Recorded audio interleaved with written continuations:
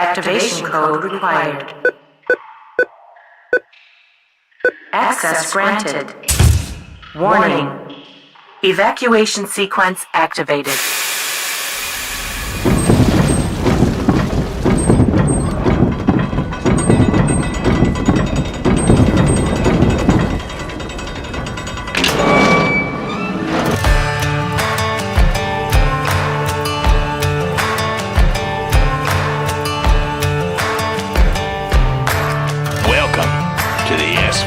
Paranormal Bunker.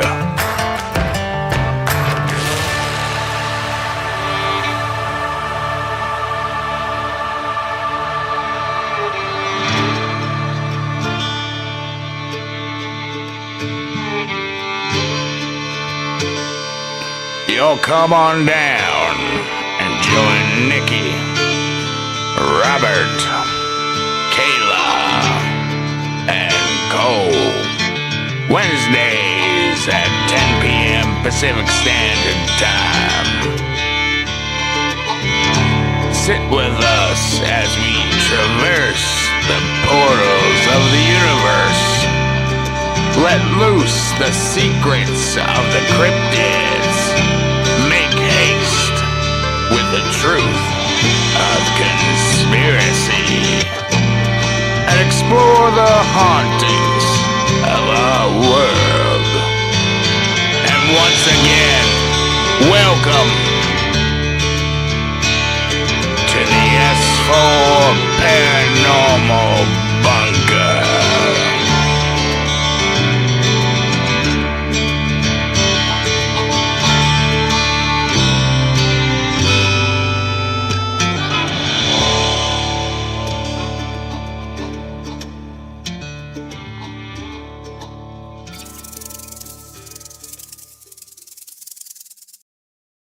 Hello, ladies and gentlemen. Welcome to another episode of the S4 Paranormal Bunker. Tonight, we are, we're getting closer to Halloween, guys. Like what? We got 5 weeks, right? Yeah. Tonight, we got the full group here. How you doing, Nikki and Robert?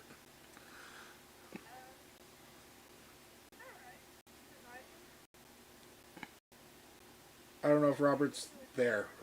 He's muted, so he might be away from the table we're in, but...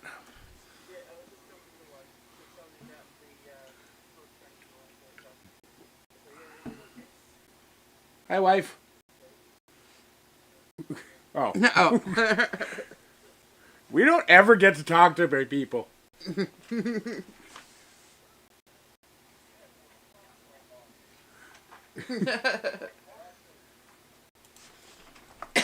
Burn.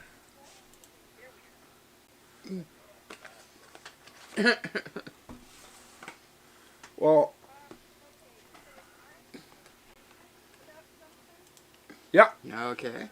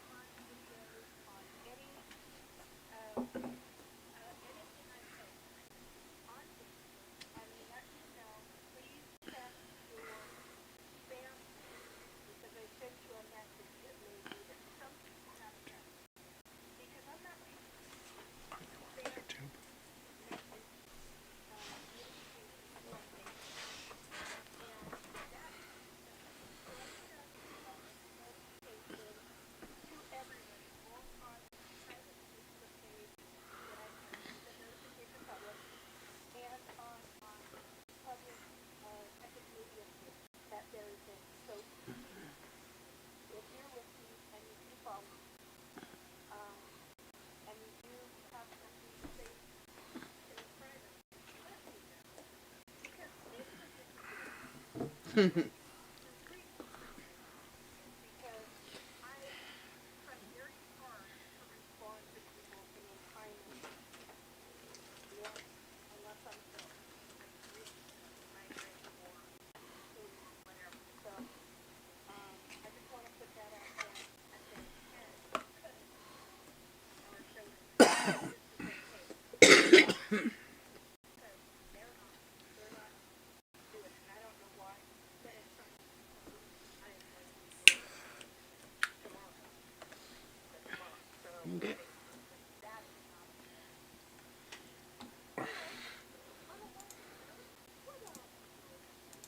So, hold on one sec. Work, you What? damn computer. Yeah. Life. Wah! We're in 1, 2, 3, 4, 5, 6. So we have 6 weeks till Halloween. 6 weeks. Yeah. So I want to do 6 shows based off Halloween type stuff. So tonight, my question is very fucking long-winded, and I'm sorry. Well, it's about time you do your part, you know. Carry the show a little bit here and there. Oh. Don't you have produce to be sorting? Hey, keep going, keep going. Friend. Okay. We have talked on this show many times about the idea of the veil. Mm-hmm. So here's the thing. I have been reading a book that is heavily into fantasy type worlds. And it led me to a thought. Okay. What if the veil isn't what we think it is? Okay. What do you think? Well, no, we like just everyone, like, not everyone. How do I put this? Friend, To a lot the of people. common thought is that the veil is a thin barrier between this form of existence and our next. Okay. But what if it's not? What if it is a barrier that exists on every plane of existence? Mm-hmm. Between us and what is commonly known on this planet, like on this existence, as mana. Between the source of all mana and us. Friend, do you guys know what I mean by mana? Mana?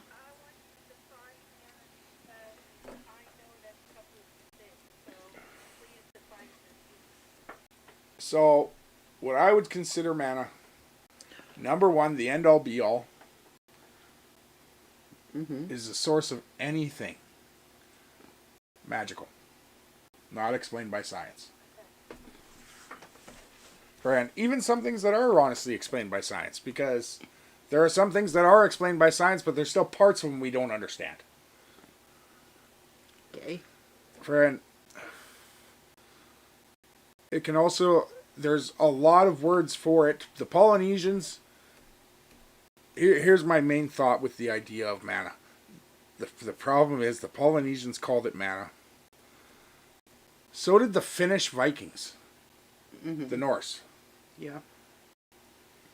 How did two areas so fucking far away from each other have Call the source of everything? No, it was the exact same definition.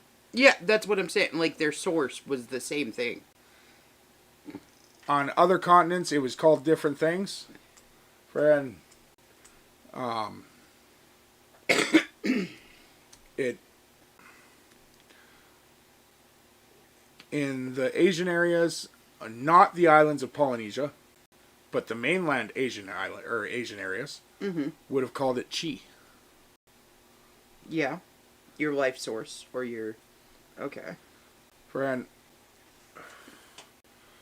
now, there's a reason I say this. It's because I've been thinking about all of the things that the paranormal has to offer and show us.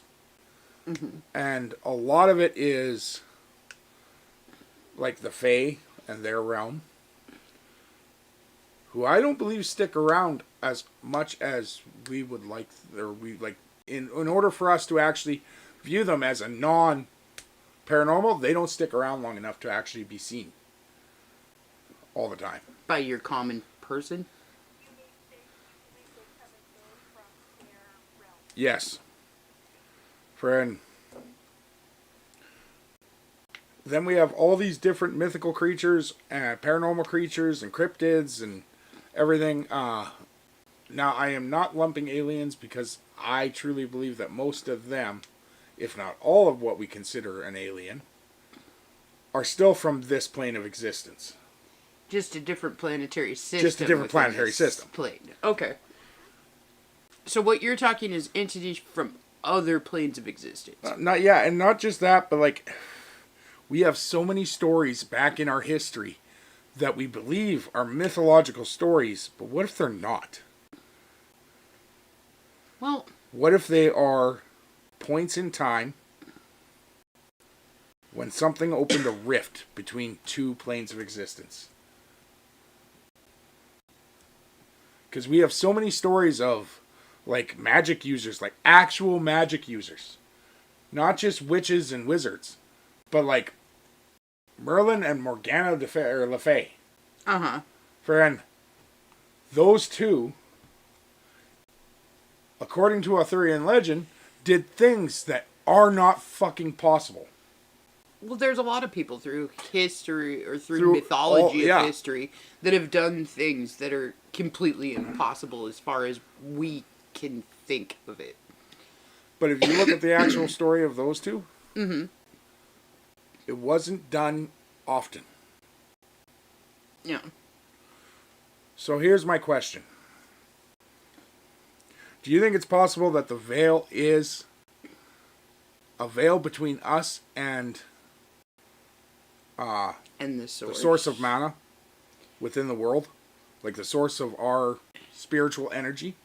Well, and the reason that a lot of those things no longer exist, for example, mages that can do all that kind of stuff, is simply because the veil has thickened to the point where they can't tap into it as well. Because, right? It's a real mind bender, because like that's the thing. And like, here's the thing. What if Stonehenge, Woodhenge, all those, what if they were the rifts? And you needed mana to open them. And we can't anymore. So, I'm gonna tackle my thoughts on that. Just really quick here. I think. Okay, so since basically the beginning of time, people have talked about a source, the source of power, the source of everything, the source of creation, whatever you want to call it. Everything from scientific thought to most religious thoughts, and have your source, have your life force or your being, which is basically like mana, except... Okay, so there was a time when, I guess you would call them like the ancient peoples, okay, were able to connect a little bit better to their source. And they've talked about that throughout history, like when gods and people were living in the same area, doing the same things, like you got it with like ancient Sumeria and the Watchers and the Anunnaki. You got it, like all of that kind of stuff, like Egyptian times when the gods were living side by side with the Egyptians, that kind of a thing. Okay, and you have that thought process in a lot of different cultures. So, what if instead of, I guess I'm gonna pose a opposing question to that. Instead of it being like a thickening of the veil or something of that nature, like you were talking about, I think it's more of a disconnect. Like people and God grew apart in some way, shape, or form. Back in the day, something happened, and we were essentially exiled from being able to reach that plane of existence without reaching a point in our consciousness or point in our being where certain people can slip in and out, kind of. Slip in and out of what? They can slip in and out of the realms because there are certain people and certain creatures and certain things like that can kind of shift in between realms. Yeah. Or can project into other realms or can see into other realms. I think it was more of a shutdown of the ability to get to that realm by a higher being versus... I don't, because here's one thing. Mm-hmm. There is still something we say to this day about that veil that makes me think it was, or that that's what it is. Mm-hmm. And it's the fact that in the fall, right around October, the veil is at its thinnest. Supposedly. Yes. According to... But you have people who have common thought. ancestral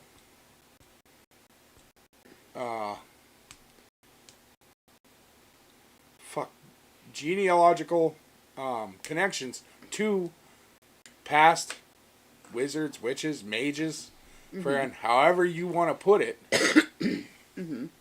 that still perform their rituals at that time because they believe that the veil is the thinnest. Okay. Now, the thing is, I think some of those work. Because here's the thing. Here's my idea that makes it the idea that it is thinnest at that time. It has nothing to do with our Halloween. I believe it has to do with the solstice. Mm-hmm. The idea that fall is the time of bounty. Which means it's the time that the world is most plentiful. Well, okay. Yeah. No one's fucking happy when the fucking world's not plentiful. Okay. But we still have a pretty, I'd say roughly 40% of the population still works within the agricultural realm. Well, yeah, I mean, it's our major food source. Mm-hmm. Okay. But I got a question for you. How happy does it make you when a fruit or a vegetable that you can't get year-round shows up in your grocery stores? Like for some people, it would be the pomegranate. Not so much anymore, though. Now they're growing those inside, so they can grow anywhere.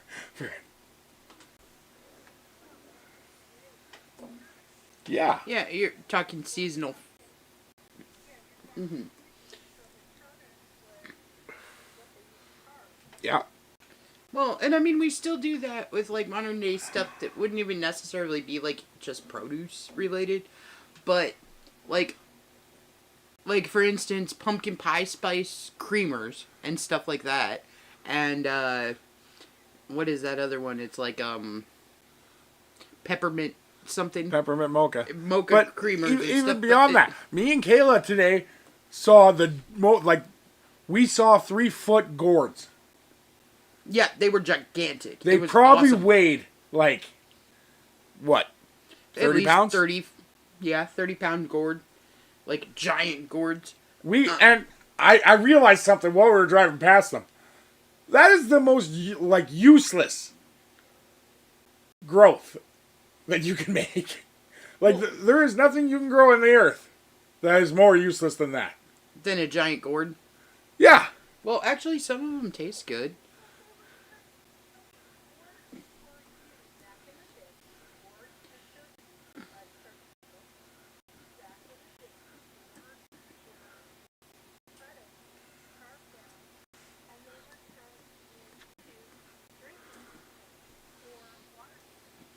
Or bowls, depending. Yeah.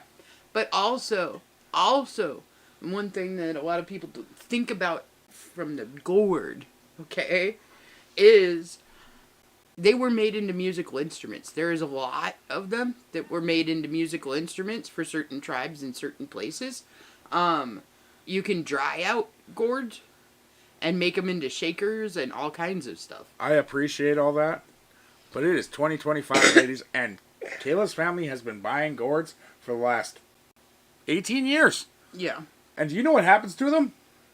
They put it on the counter, and it's never moved again. Until someone discovers, holy shit, the bottom's rotten. No, okay. But there is a place in aesthetic of this time of year for gourds, too. I'm sorry, but, like, if you have, like, a little pumpkin and, like, some haystacks and stuff sitting on your front porch, you throw a couple of gourds in there for color, it's aesthetic. Kayla, you guys have bought a 2-inch gourd every year, and it's just left on the corner of the counter. There is no aesthetic to that. That's my You mom's put mail on okay, top of it. That is my mom's thing. My mom always has to have a gourd in the house in the fall. It goes back to my grandparents and everything before them. Like, it is a seasonal thing that we have always done, is have a gourd in the corner. And, yeah, I guess it can be kind of weird if you think about it from, like, an outside perspective, but I've always had a gourd in the corner in the fall. So, it just kind of sits there. But, like, now we're even getting to the point where pumpkins aren't becoming as big of a thing. Not as Carving big as they pumpkins used to be. is becoming less of a thing. People are now buying faces that you can just stick into them, made out of plastic, or painting them. Yeah, well, and a lot of people are using plastic pumpkins. Like, yeah, a lot of people are using plastic pumpkins or the jack-o'-lanterns that you just plug in and they already light up. Because That's what we own. It's easier. It's easier and it doesn't involve, like, small children cutting their fingers off. Yeah, like, you know what? I didn't mind doing it when I was a kid. I didn't mind doing it when our kids were first really little. And, like, they were 2 and I was teaching them how to dig through the pumpkin. Yeah, but we always carved the faces for them when they were little. Yeah, like, but then but the problem is, then we moved here. And then we included all the nieces and nephews. We did it 1 year, and there was 8 kids, and it was absolute fucking chaos. And we haven't done it since. Huh. I wonder why. That's not entirely true. We did do it since. It's just in different ways. Like you said, we started painting them and doing that kind of stuff because it was just like, okay. We did that 1 year. Yeah. And we never did that again. Because giving 8 children fucking paint that's a dumb idea. We also gave them like the glue, and we made but we are losing ones. Our traditions in that way. Yeah. Everything's becoming too much work. Well, it is a lot of work. Okay. No. I don't. When you consider what our grandparents had to do in order to do that, or are you talking like let's they had to go down to the field grandparents and pick and when they were actually doing when they were actually doing turnips, 4 feet of snow when they were doing turnips. Yeah. Think of how much that took. Yeah. A turnip. Yeah, but turnips are hard to carve, man. Well, not just that, but you also then had to frickin' sharpen the knives, sharpen the drill. Yeah, no, I get you. Like, it was a lot more work back then. Yeah, but you... Also, they grew a lot of frickin' turnips because a pumpkin, if you screw up, well, okay, we can still save this. We can figure this out. He just doesn't have teeth this year. But if you fuck up on the turnip, well, on to the next one. Like, it's too small. Friend, there,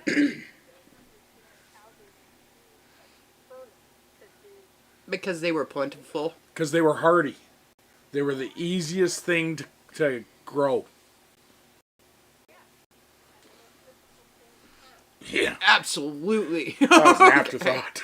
Well, I don't know if I would call it the most difficult thing to carve, but it's close. It's close.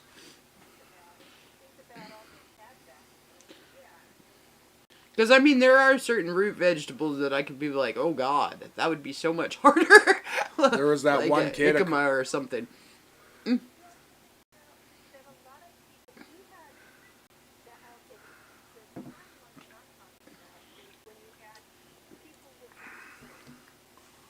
Forest people.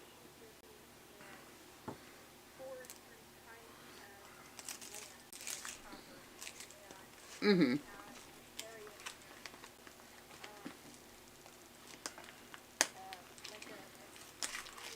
Mm-hmm.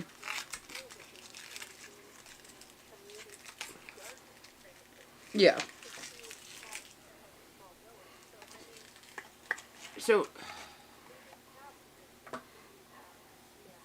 And now that's coming back in popularity. mm-hmm. Friend. Okay, so the other thing about the turnip. Okay. So, I mean, potatoes are honestly easier.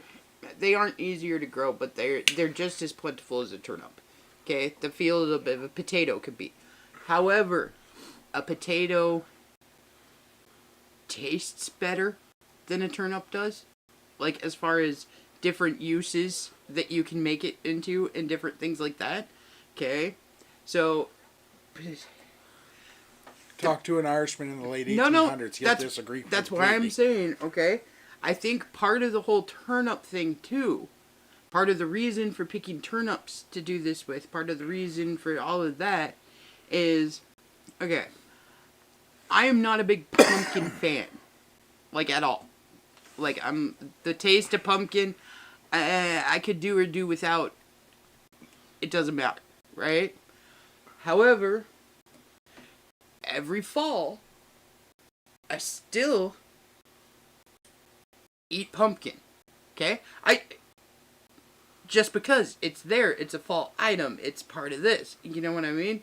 So, if you're trying to get small children to eat something that has specific tastes to it, okay? And a lot of small kids don't like turnips. They just don't. There's a few of them that do, sure. But it's a difficult food to get people to eat because it isn't as versatile as other foods. Now. Okay? No, now. But that's what I'm saying. Like, if you're going to pull something out of the ground and it's going to look like that, and you're going to be like, you're going to eat this for the next 3 months because this is our harvest. Okay? As a child, you're like, oh, God. Right? But back in the day, that isn't why they chose, like, the reason they chose turnips over potatoes? Well, potatoes rot out way faster. Nope. They do, but... That isn't why. Mm. Turnips don't fuck your field up. Yeah, a potato does. You have to resoil and, like, fucking fix it. And... Yeah, because, like, you only get 2 years out of a potato field before you have to run a fallow. No, it's 2 now. Yeah. And, like, preferably you run 2 years fallow. Friend.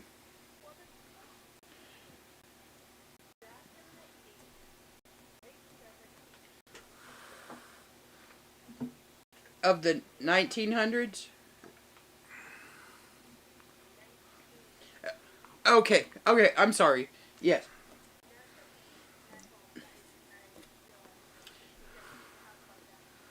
Mm-hmm.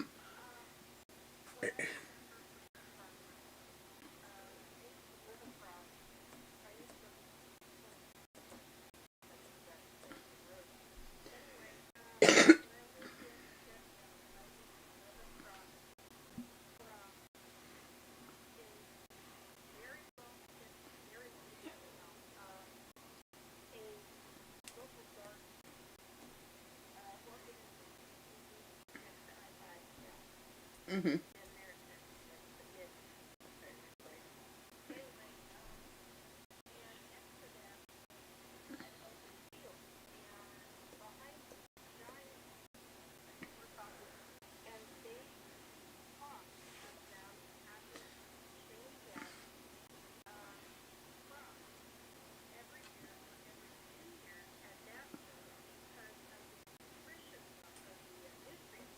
Yeah.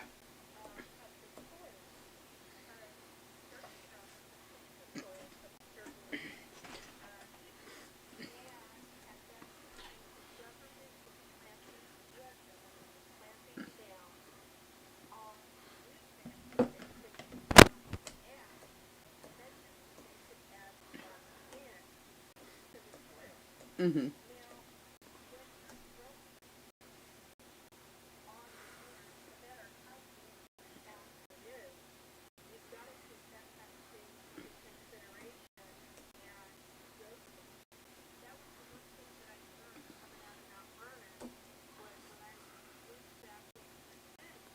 Mm-hmm.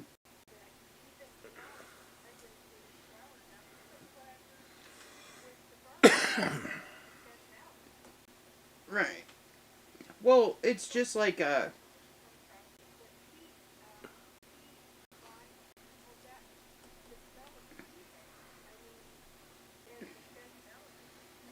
Mhm.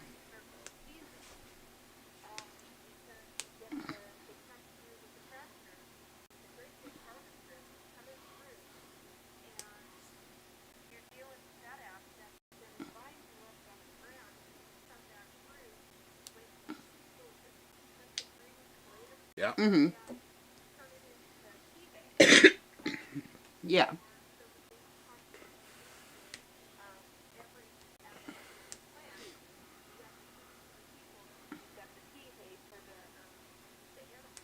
Mm-hmm.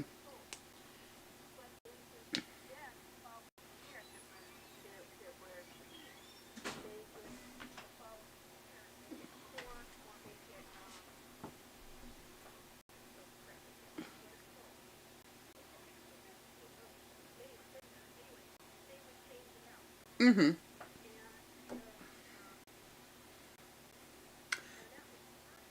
Yeah, but you know.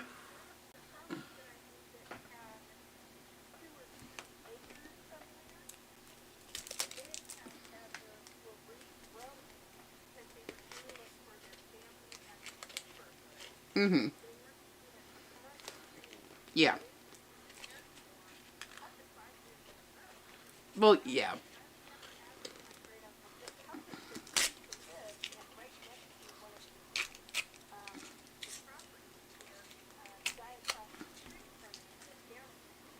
Yeah.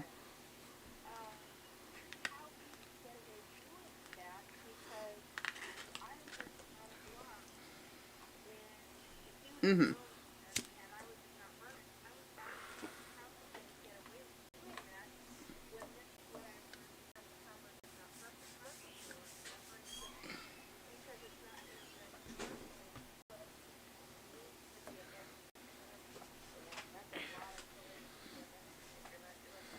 Well, okay. So Yeah, I don't like the way they are amending soil now. no. Now. Mm-mm.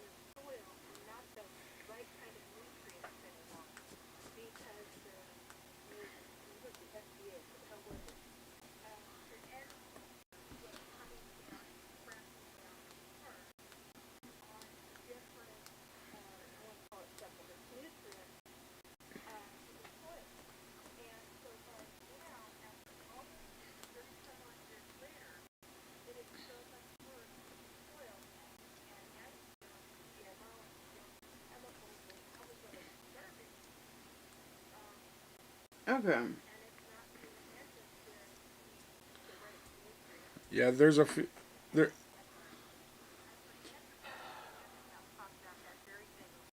well, there's a set of fields just on the west side of South Skagit that is owned by a big conglomerate farm here, and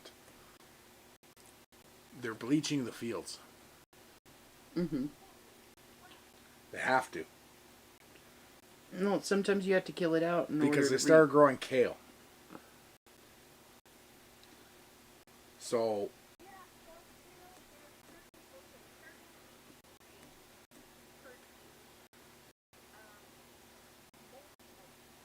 yeah. Mm-hmm.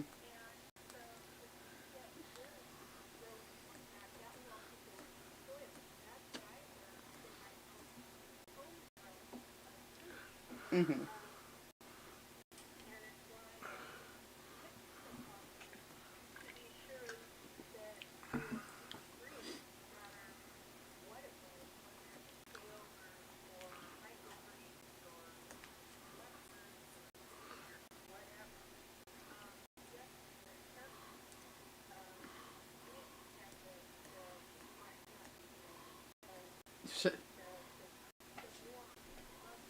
Mm-hmm.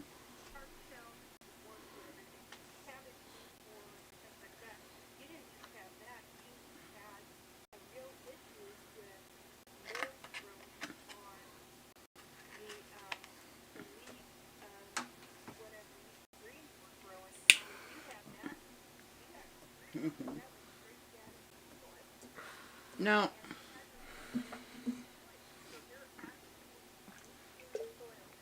Yeah, me and Kayla learned that you don't follow a dry sprayer after it's done its job.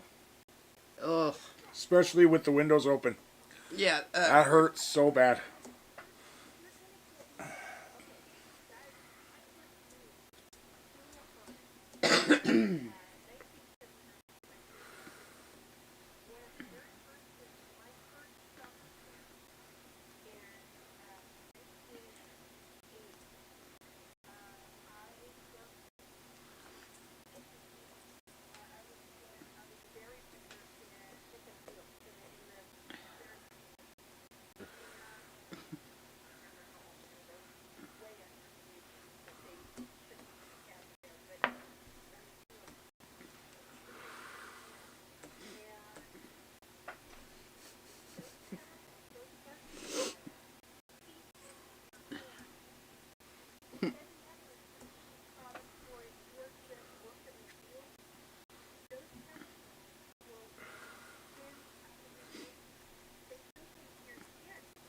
Yeah. Mm-hmm.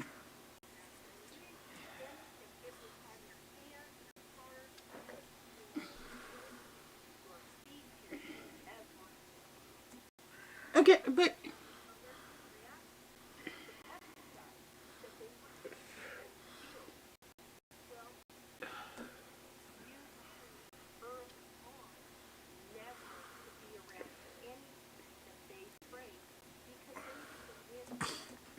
Well, yeah.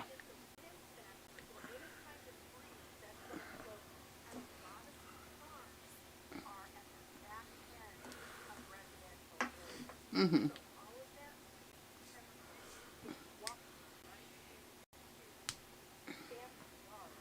Mm-hmm. Well, that's any. Yeah. well, Nikki, do you remember Francis Road from Clear Lake to Mount Vernon? Okay. Highway 9. Okay. We consider it the back way into Mount Vernon. Friend, remember how it used to be all either wheat fields or cornfields? Okay. Well, it went from wheat fields, then to every field along that road was fucking cornfields for a few years. Mm-hmm. Now there's one cornfield left. The rest of it, it's all apple orchards. Mm-hmm.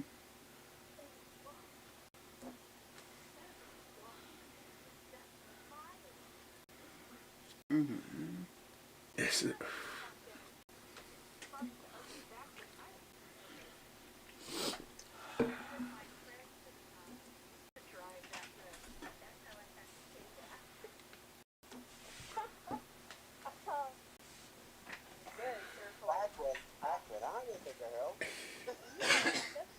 Robert, I didn't know that about you.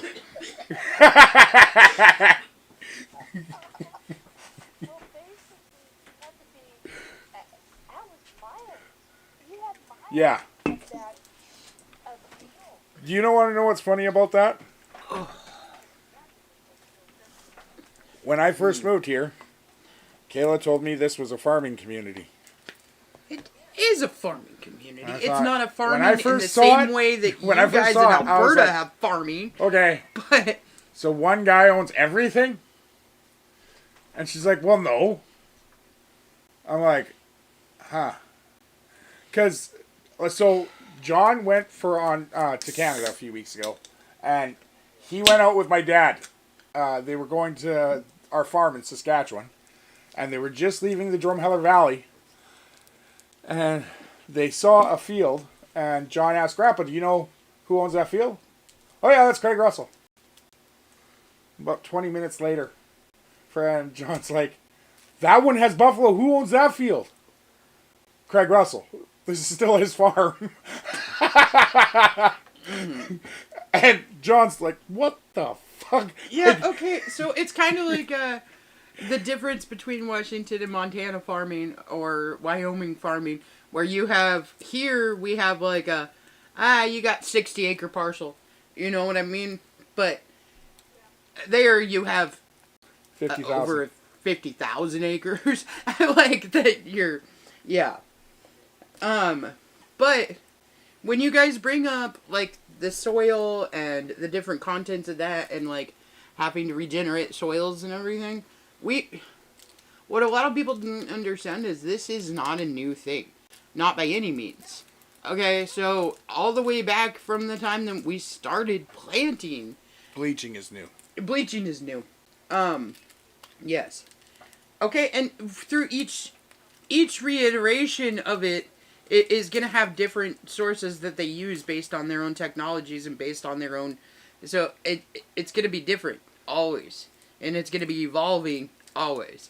But, like, originally, when we started doing, like, mass fields of planting and everything like that, we would use different elements and stuff. Okay, so like we would burn out a field.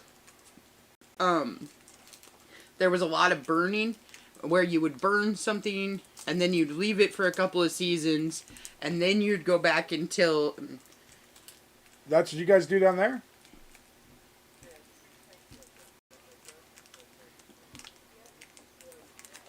Mm-hmm.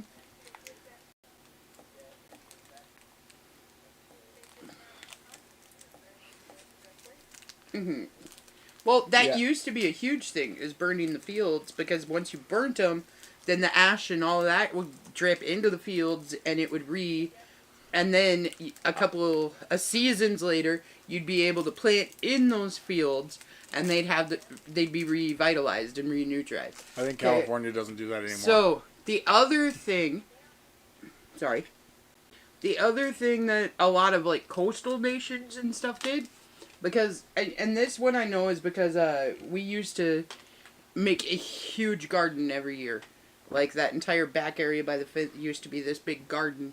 And my grandmother was really into making it so that we could grow all of these different things. So she would be adding different things to certain parts of soil and different stuff like that in order to make it grow this particular stuff. And I remember that she would take like oyster shells and different seashells, and she would grind them down into like a fine powder, and she would pour that on certain parts and then till it in so that it would add different nutrients and stuff to the soils too. But she would also do all kinds of different things like that. Like she would grind down certain roots for certain areas. She would grind down certain other things. And like depending on what we were growing in that area, she would add whatever it was to that area because it would make it grow better. And when we did the tilling, we would till it all in. So, I mean, this isn't... The concept of chemical killing is a little bit new, for sure. But the concept of regenerating soils and adding and taking away and everything else, that's been there since basically we started growing the first crop. Mm-hmm.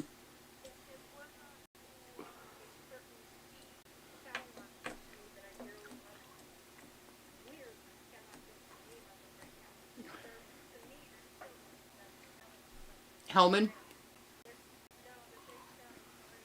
Oh, okay.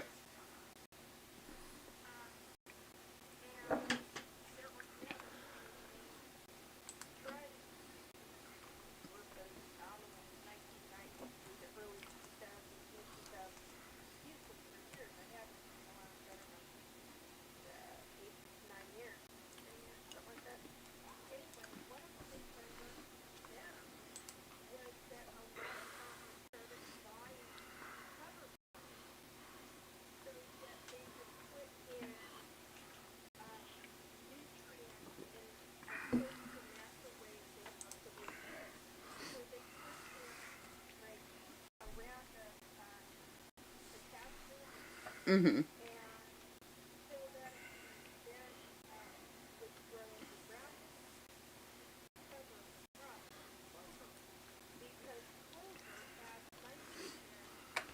Mm-hmm.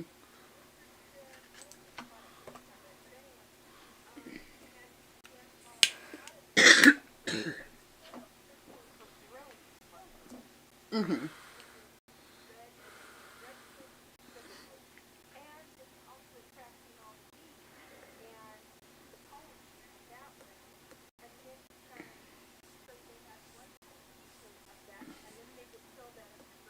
Mm-hmm.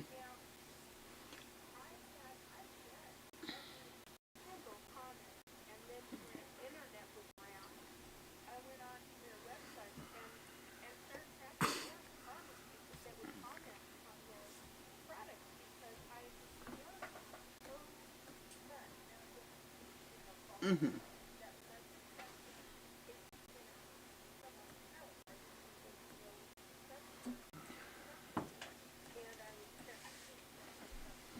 Mm-hmm.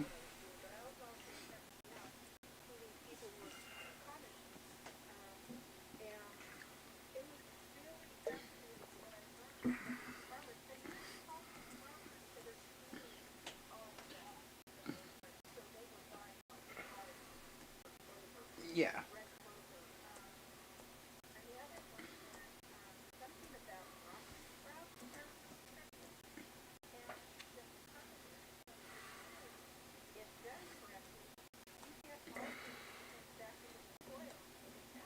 Yeah. Mm-hmm. Yeah.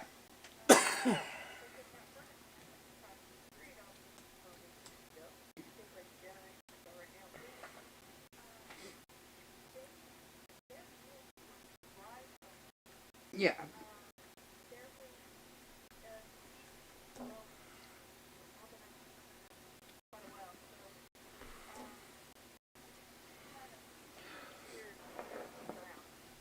Yeah, but this is okay. So this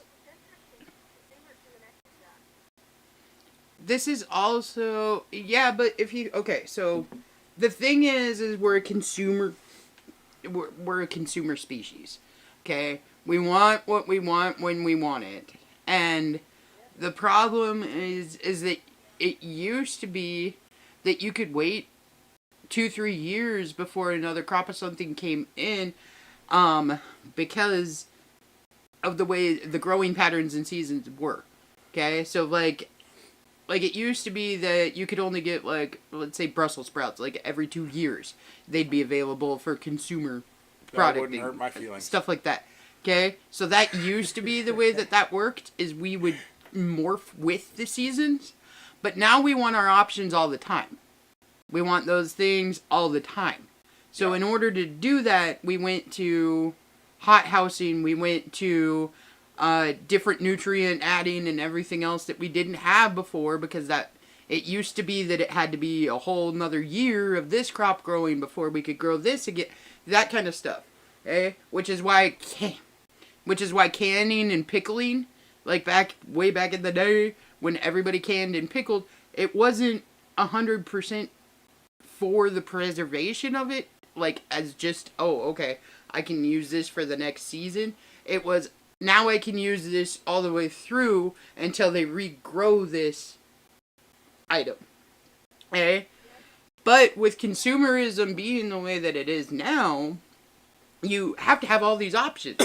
So we had to have something to fix the problem of not having these options. Do you know what I mean? To a point. Because, I agree, we are a consumer species. Friend. But we also are starting to figure out that sometimes too much of a good thing sucks. We are hopefully getting there. Yes. On some things, we've already done it. Mm-hmm. Companies like McDonald's, friend, Starbucks, friend, have already proved that too much pumpkin pie spice is wrong. Yeah, which is why they do it only seasonally now. Because they did do it for a full, like, all year round for 2 years. And their sales dropped considerably on everything, not just pumpkin pie spice. People stopped going in because it wasn't special anymore. Well, and that's the thing is that's part of consumerism too, is pulling something back for a while so that everybody's like, oh, I'm nostalgic for it. Yeah. And then, okay, so this is why, like, certain candy companies and stuff like that will only make something for Easter or only make something for Christmas, because then it makes it a special occasion thing, like I'm and more people are going to buy it. I'm not saying we're not still stupid. I mean, for some reason, people still go and buy the McRib. Yeah. Friend. Like. McMac. Okay. Friend. If there's no meat, it's not meat. Friend. It's yoga mat. Yoga mat with extra added flavoring. Mm-hmm. It's impossible. Oh, okay. Oh, God. Yeah. Oh. What happened there?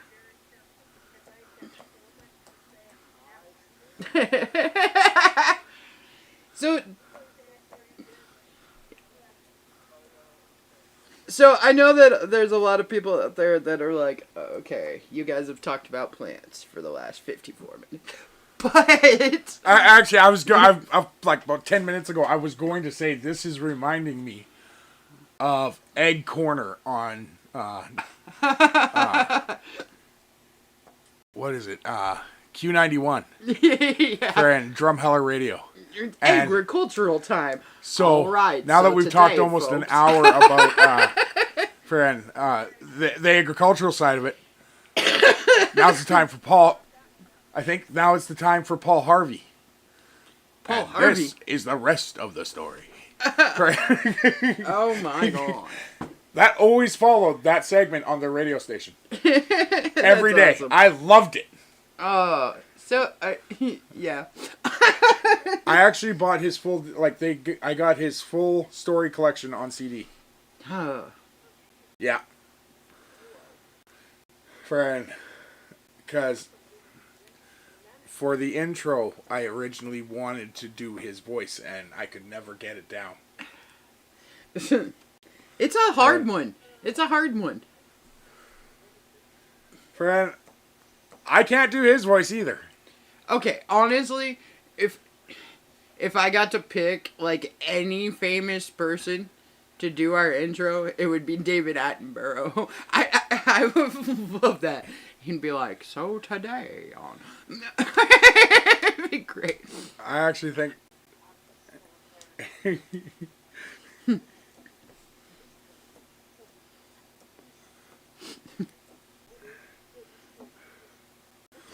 Right. Yeah,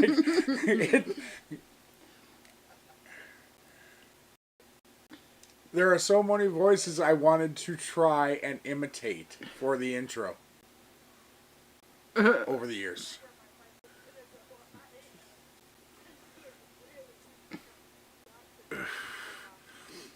Friend. Whoa. Oh, Speaking of which, yeah.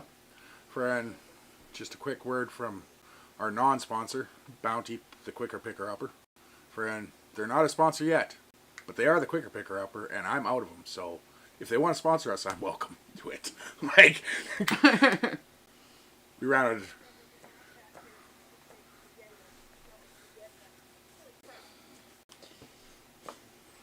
Okay, whoa, spaghetti or SpaghettiOs? So high level. For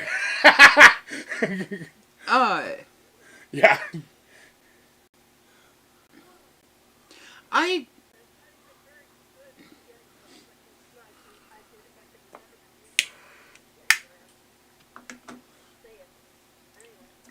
I used to really like blueberries. I hate blueberries. No, you didn't. No, but that's okay. So that's the funny part. Okay, is I used to think I really liked blueberries. I love blueberry pie. I love all these blueberry things, and I was like, yes, I love blueberries. But then I had some blueberries and tried to make blueberry pie. Well, Cole made me a blueberry pie, and I was like, oh, this tastes like ass, right? Well, it took me like years to figure out that what my family said were blueberries were not blueberries. So I like huckleberry pie, not blueberry pie. So I was always like, why do these taste so bad? These do not taste like the blueberries I grew up with. And then my mom was like, that's because those were huckleberries. And I'm like, well, son of a... like, I've been trying to recreate this for years.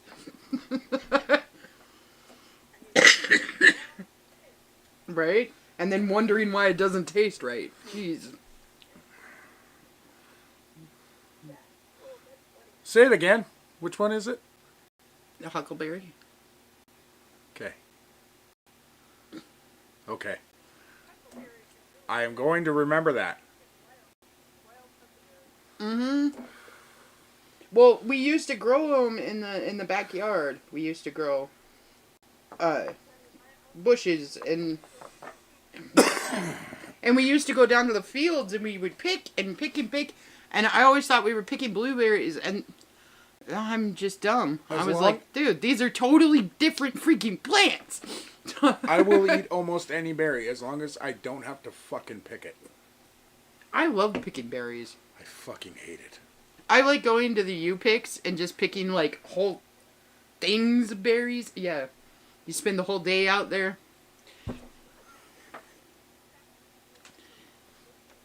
Mm-hmm.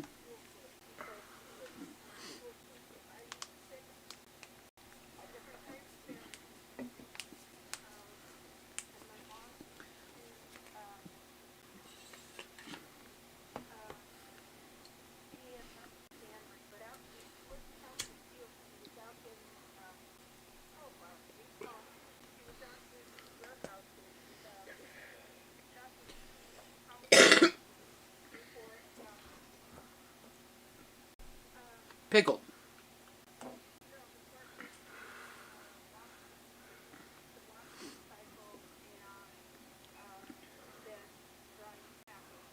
Oh, okay.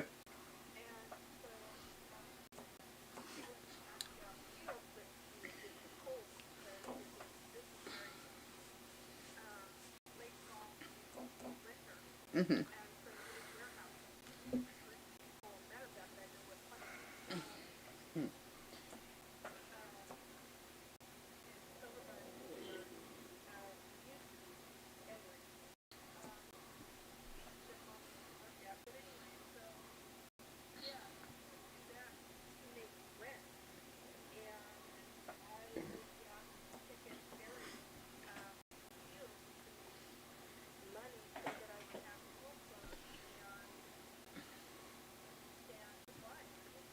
Yeah.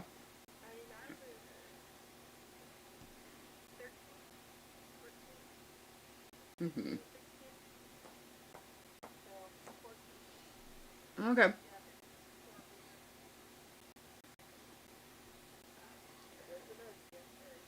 So, the veil. Oh, sorry.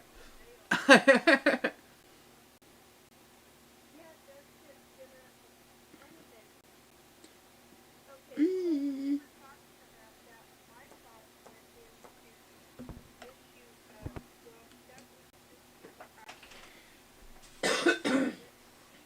Well, it's the universal fail. Yes.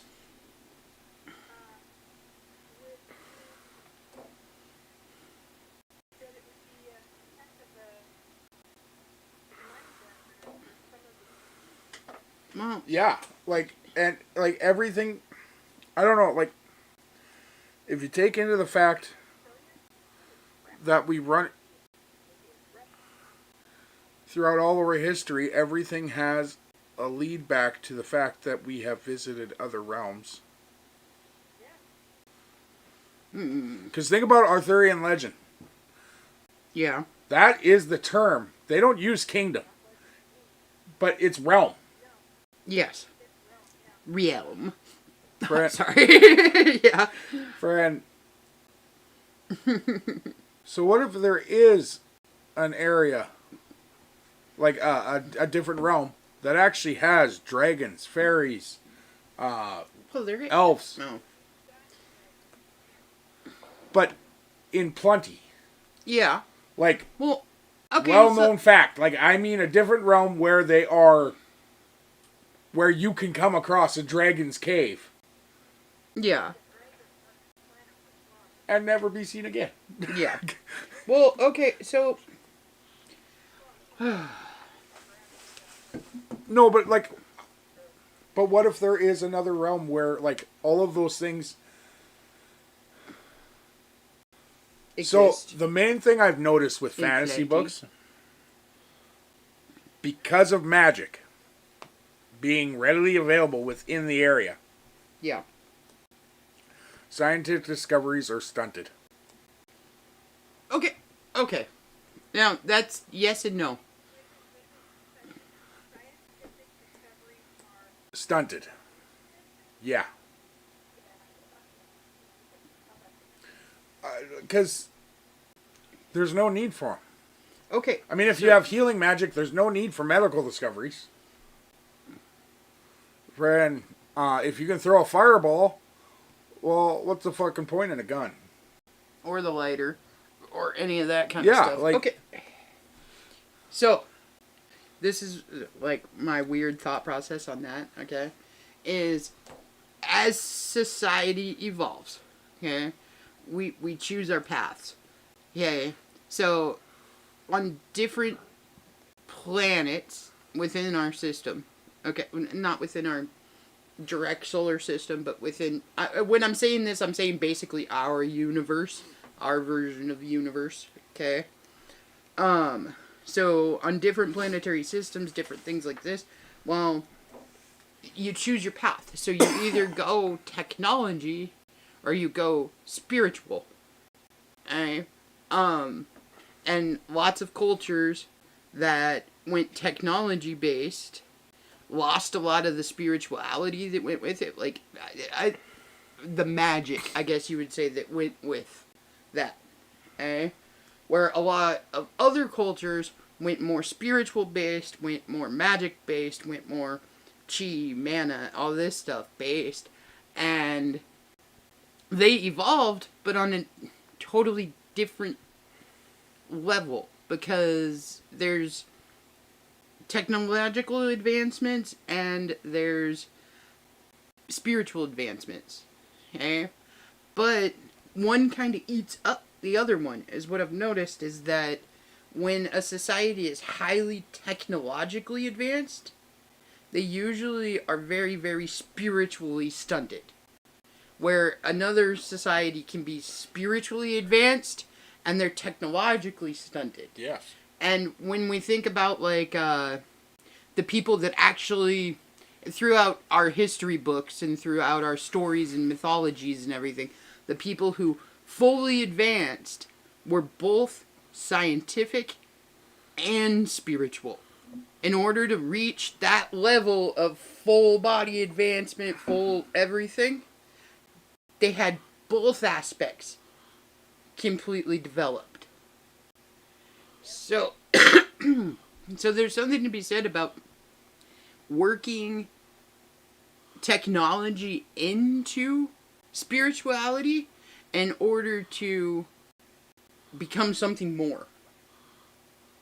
But we're so reliant on one or the other that the meshing of the worlds takes millennia in order to actually mesh right. If it ever does, depending on your society. Yeah. Just saying. I killed it. I fucking killed it. I'm sorry.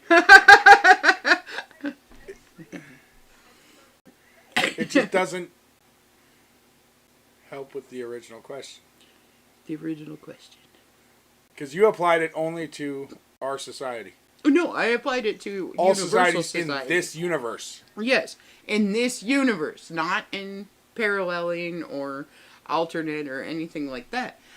Yes, but there's different rules and different logic for each paralleling universe. Is there? Well, there would have to be in some. Like, Okay, so if you think about infinite possibilities and probabilities. Okay?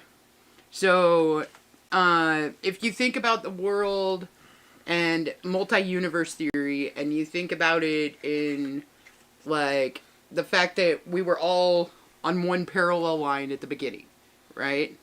And then from every action, there was a opposite reaction to it, okay? So, it created splits, and it created parallel universes every time anything had to... Do you know what I'm saying? Yes, but again, okay? You are applying our basis of scientific knowledge to something that might not fit within it. No, okay, but this is what... Okay, so that's exactly what I'm trying to get at, is... Okay, so creating all these parallel universes, okay? Parallel universes, because of the fact that they were created... They started out as a linear timeline. Everything started supposedly either during the Big Bang or the expansion or whatever you want to call it. Okay? The beginning of time, basically. Okay? So, if everything branched out from that point, from the singularity, okay, then anything and everything that would be probable, anything and everything that would be possible would exist within one of these parallel universes somewhere. Okay? Because you're branching out. Infinite possibility theory. So, the logic for us wouldn't be the same logic for parallel universe number 75 or whatever. Okay? But here's so our laws of physics and everything off of a linear could be different. A linear universe theory. Now, what if it's not? I'm not saying linear universe. Okay, so in my thought process, it's never been a linear universe. It has always been, for lack of a better word, a circle. Okay? So, nice. So, a spherical a circle, basically. Okay? So, there is no beginning, there is no end, there is no... It's all within itself. Does that make sense?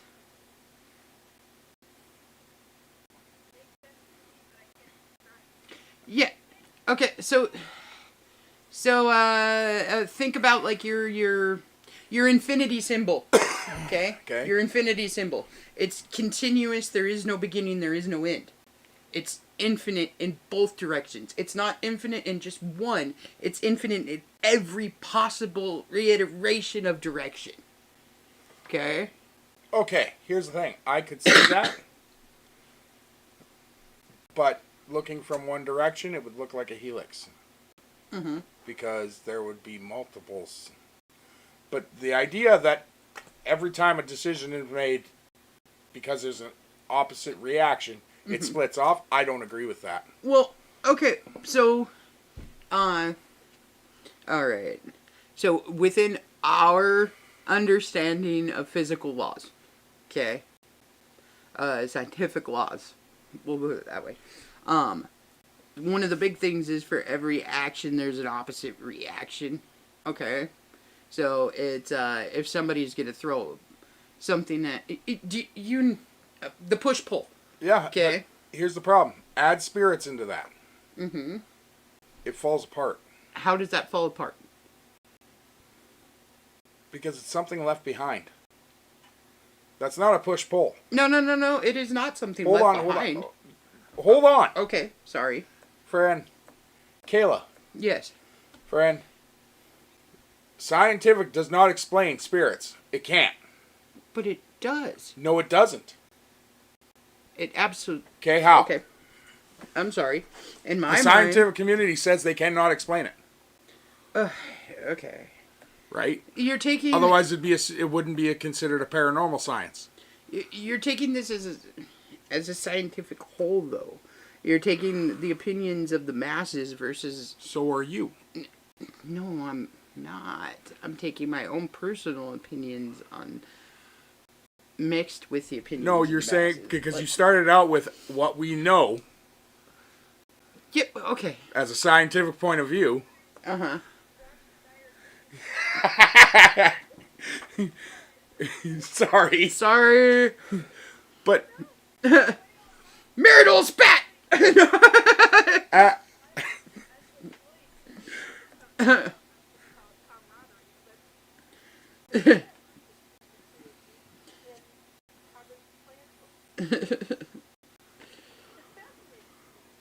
Nachos. What's up, Nachos? Nacho. Friend. All right. So right now we're discussing how my wife is wrong. Hey. Come on now. Did you see that? Robert nodded his head. I know he did. Typical. Oh. If I'm going down, Robert, I'm taking you with me. Okay, at this point, I'm just gonna shut up because. No, all right, it's the okay, fact. I lose. I get agree it. with. I agree with it being a sphere. It's a circle. Sorry. When you originally said that, I was going to tell you, shut up, Rod Snyder. Because that's all I could hear. But with it be...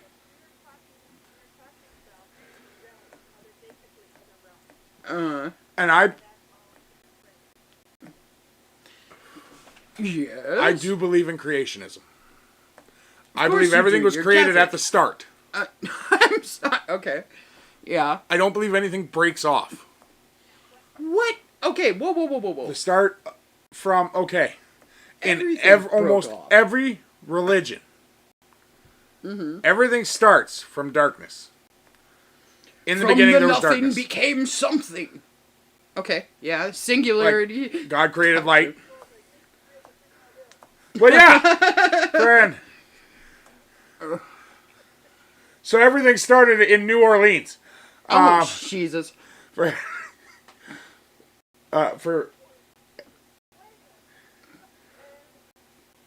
do you not remember? Okay.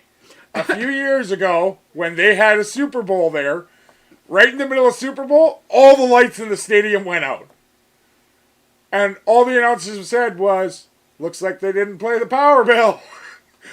I thought that was because Janice Jackson showed her boobs. Huh? No. That was a different one. Yeah. Okay, my bad. Different Super Bowl. But yeah, like the power just went out in the stadium. And everybody got a 15-minute break. It was beautiful. That had to actually help some of those athletes. They were like, oh, hell yeah. Probably not. That's a completely enclosed stadium. Oh yeah, you'd be. That'd be bro. dark Oh, as my shit. That'd be funny as hell. Like your quarterback, it has like agoraphobia Yeah. and is like scared shitless of the dark. You just hear a bunch of like big old football players being like, "Mommy, why?" If you're a 400-pound linebacker, you should not be scared of the dark. But whatever. Hey, man. Oh, That's true. I don't know. I'm still But on this parallel universe. With it right being now. a sphere, I agree with that. Uh-huh. But I would say because there are so many of them, it becomes a full sphere. There's no longer lines. They all touch. Well, that's what I'm saying. There but is they no don't. beginning, no end. It wasn't starting with one line and then they start breaking apart. You're saying it started with the sphere and it just Yes. became a bigger sphere. Yes. Okay, so you're talking about expansion. Yes. But, friend, the thing is, it's still it's the still infinity expanding. symbol. Okay, yeah. Because they all keep going. Well, yeah, it's a circle. Sphere, infinity, whatever you want to call it. Like, But- that's... Yeah.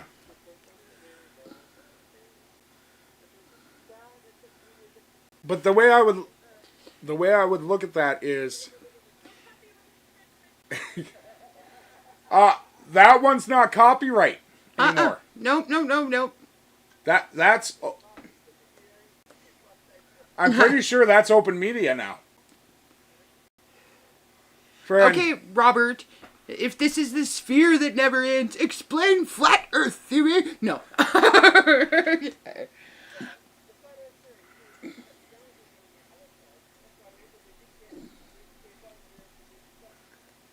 friend. Oh, that makes perfect sense. We should start a religion based on this.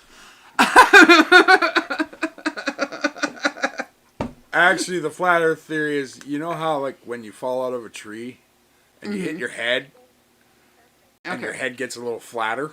Yeah. That's when you start believing in flat Earth theory. Oh, okay. Okay, that actually tracks. Nikki had to that leave. tracks. So, Oh, come on. well, thank you for that. Nobody wants to see that. Do you guys notice how crisp I got our camera today? Like, that alien looks fucking beautiful. Yeah, it's crispy. Friend. Oh, man. And Kayla's little dinosaur with his overbite. Oh, I love His my little crazy dinosaur, ass dude. overbite. Like, Yeah. So, when John went to... Or underbite, sorry. John went on vacation, he brought back the most screwed up looking dinosaur he could find, and he was like, "Mother, this reminds me of you." And handed it to me, and I was like, "You're an ass." But that's why he joined our little family of stuffies over It's there. because the eye on the other side is actually almost at his nostril. Yeah, no, it is the most messed up looking dinosaur thing ever. It's like somebody put it together completely wrong. I love it. But what I'm thinking with the sphere is that the source of mana would be in the center. So you're okay. So scientific wise, okay, because that's the way my brainy works. I know. Okay, so you're talking about the fact of the matter that like the singularity that created everything is mana. It's a possibility, yeah. Well, I mean, yeah, I could see where that. Yeah, sure. I mean, everything sprouts from life. Kind of. Science states that. Well, certain things sprout from death, though, too. Like, Which it's is a not- part of life. Yes. Again, it's the cycle. But there's the other part of it. The yin and the yang. Yeah. Friend, Darkness, light side, everything else. But dark within mana the dark, versus light there's- mana. But that's the Dark thing. mana you get from death. But Yeah. No. The thing that people don't understand about yin and yang, though, is that if you look at yin and yang, there is darkness and light in both sides. Okay. Okay? So you can't have pure light and you can't have pure darkness. But that's There's the thing. a little bit of everything in everybody. Yeah, because it's controlled. It's not controlled. There's nothing controlling about it. The darkness within the light is a full circle, is it not? That is the epitome of control. That is not control. Okay, Yoda. That's a good point.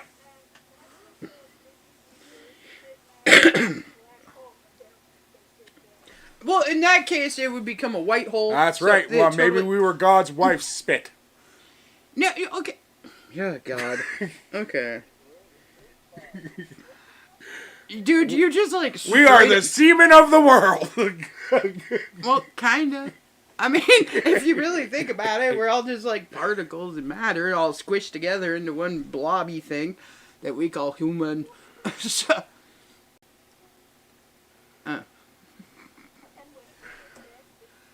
Yeah. there is always a big bang before creation, okay? Not for test tube babies.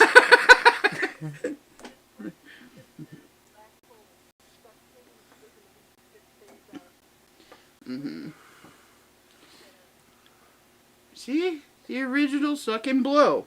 It's just the way it goes. Okay, but... Were you? scientifically answer this question here. It wouldn't technically be a black hole at that point. Sorry. Never mind. I mean, it could have started as a black hole, but at the point where it would have become like the Big Bang or like spreaded, it would have turned into a white hole. So Did your friend Elon tell you that? I don't...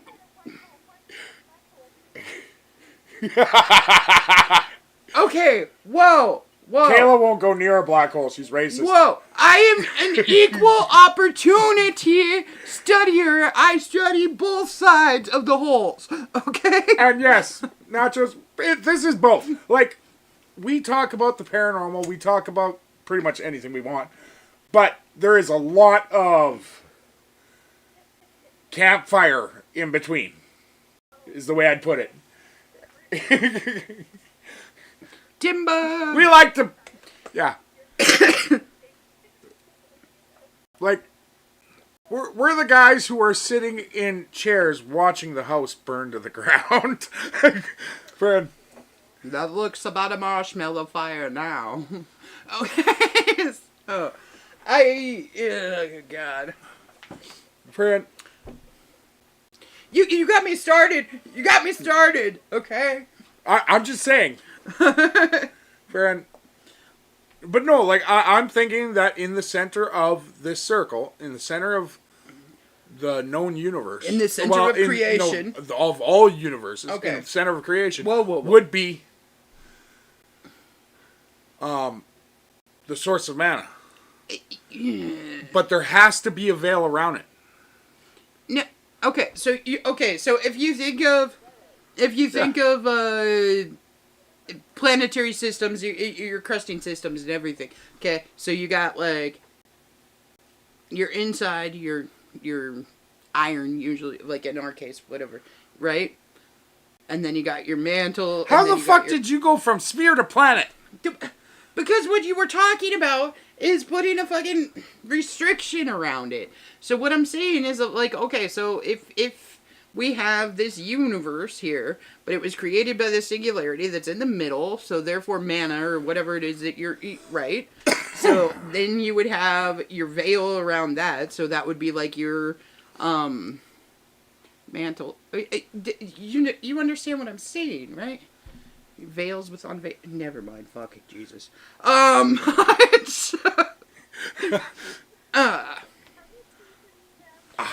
just wondering how she's gonna fit in all the dinosaur bones and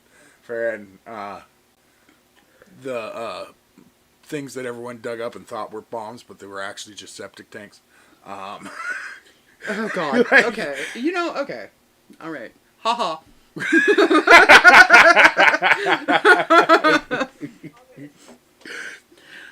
You're going to what?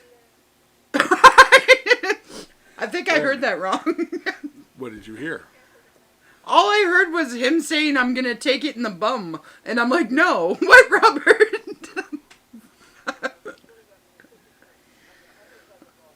Yeah. Oh, ladies, okay. we don't kink shame. Come on. Oh, man. Like- Okay, so... just, Well, okay, we sometimes kink shame. It can't be helped sometimes. But... my bad, guys. No, according to groups like the Polynesians and the Malaysians and the Norse, yeah. there has to be a veil around the mana, like the source, Well, there has... because yeah. no being, no universe can take on the full brunt of it. They can't have that much flow. Okay. So, anytime that there's a superstructure or a power source, okay, you have to have protective coating. You have to have... Sorry. You have to have some kind of protective coating around it because you can't take in that much power. Okay, so think about like your nuclear reactors, stuff like this. Okay? So, if you're talking about mana as a power source, as an energy, which a lot of people think of it as a power source or an energy, okay, you would have to have something that contained that. Yes. So what you're saying here is that the veil in itself is the container that the mana lives in. Yes. Okay. But I believe for some So planes the only of existence, it's Uh-huh. thinner or thicker. Well, yeah. I mean, like, I can see where you're coming from with that, for sure. But I don't know. Man. I personally, I don't think that.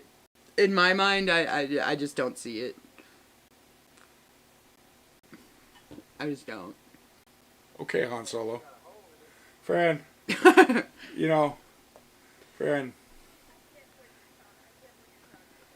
No, I understand what you mean. I just don't think you're right. She's sounding a lot like Han Solo right now. Oh, God. Fuck you and you space wizards. That's what she's What saying. is this force that you speak of? God. No, okay. No. I don't think so.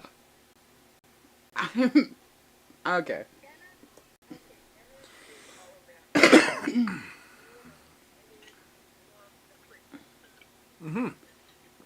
Yeah, but so are we.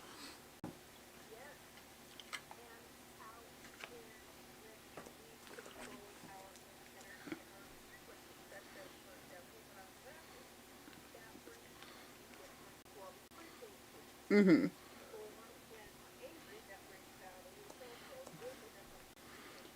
See, no.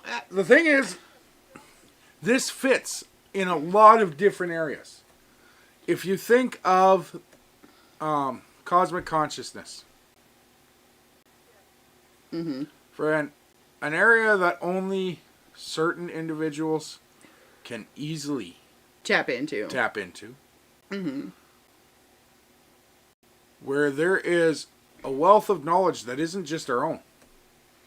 Yeah, it's a cosmic consciousness, therefore universal consciousness. Like, Not universal. well, it wouldn't. I think it would be beyond that. Yeah, and so basically you would be tapping into the strings of string theory. Like, Yeah. Yeah. In essence. Yeah. Now, okay, so this is the But something needs to power that. this is the problem that I run into a lot. Okay, is that people will say something. Robert, your head keeps turning into a pumpkin when you scratch. Pumpkin head. Okay, so. All right, so this is my issue with this. Is everybody thinks of this on one plane or the other. They don't think about the fact that We're all talking about exactly the same thing. It's just what we call it is different. Okay? So, when you bring up, like, your universal, your mana, your this, your that, all of these things, well, it's the same exact thing that I'm talking about. It just has a different name to it. So we all discuss all of these issues and everything, but we say, oh, okay, well, this is frequency, this is cosmic consciousness, this is whatever. But it's the same thing. The definitions are basically the same thing.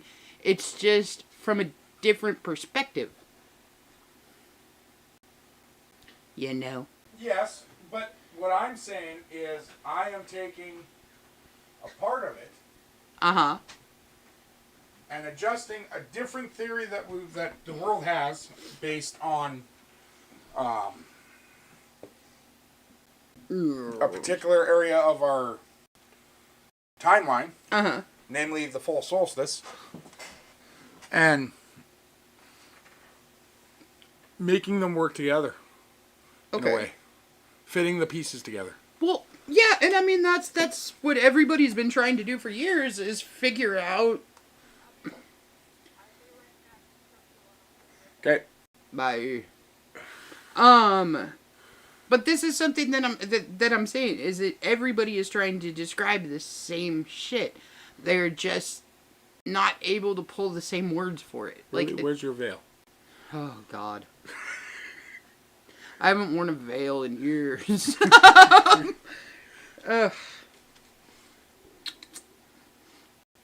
I am way too tired. No, but you talk about cosmic consciousness. Yes. What powers it? That depends on what you believe powers it. Okay, so that's what I'm saying, is that some people go religion, some people go scientific method, some people go spirituality, some people go... but they're all talking about the original and the same concepts. It's the wording that's different.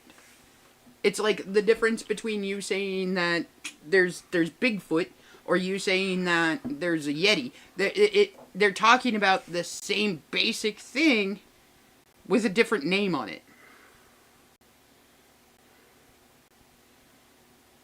So what I'm getting from this is you've been arguing with me for nothing. Yes, exactly. God damn it. That's exactly how this is going. Yep. Kayla, how could you? Life. Friend, no, like, I just wanted your guys' opinion on this. Like, it... I don't know, reading this story that I was, and... Mm-hmm. The idea, like, the way this starts is... It's the idea of a guy... Excuse me. Losing everything of importance to him on Earth. So, in the same day, he loses his business, he loses his fiancé, friend, and he's about to get kicked out of his house. Okay. So down on his luck a little. Yeah. And in his frustration, he kicks his stove, sits down on his chair, and asks God, who he's not sure he believes in, for someone who finally understands him. The perfect woman for him. Okay. What he doesn't realize is when he kicked the stove, it snapped the gas line. And he starts to die. Yeah. He feels himself slowly rising through the air, as a lot of people have described in death. Mm-hmm. And all of a sudden, friend, he feels something pulling on him. Okay. And he gets pulled back down. Okay. He opens his eyes, and he's not in his house. He's in a cave. Okay. And he's now a fucking dragon. Okay. Cool. Friend.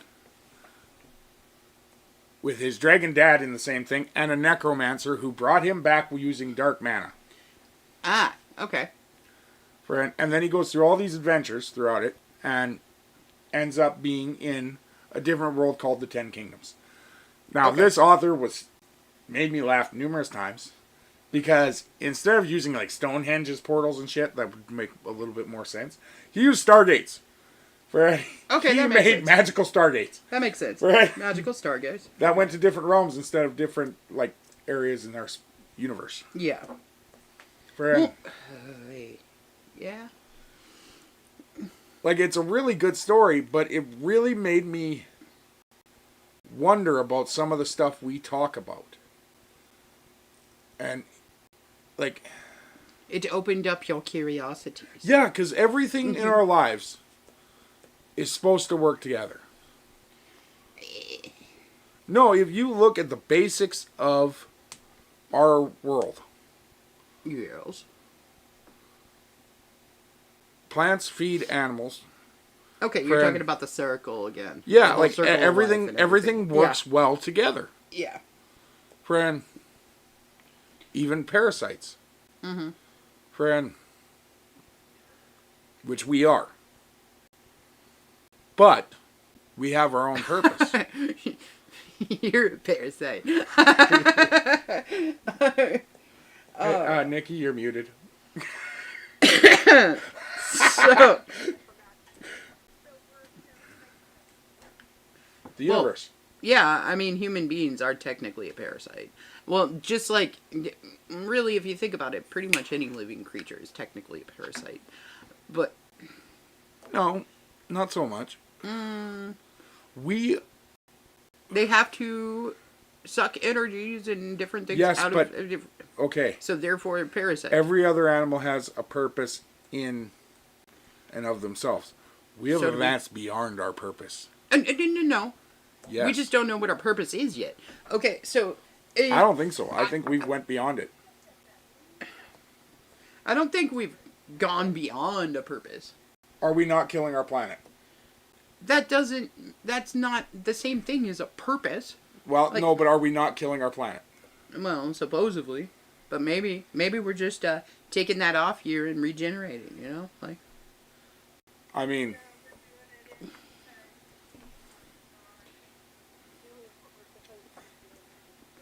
Which is where... But we were.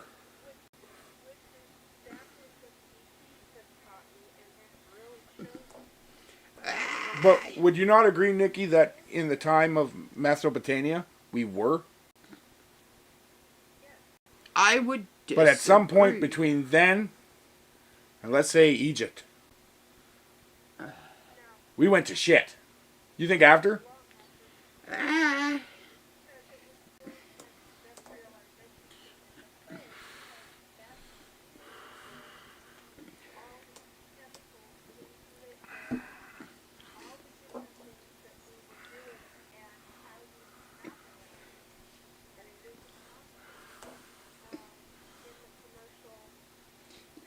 Yeah, I could see that.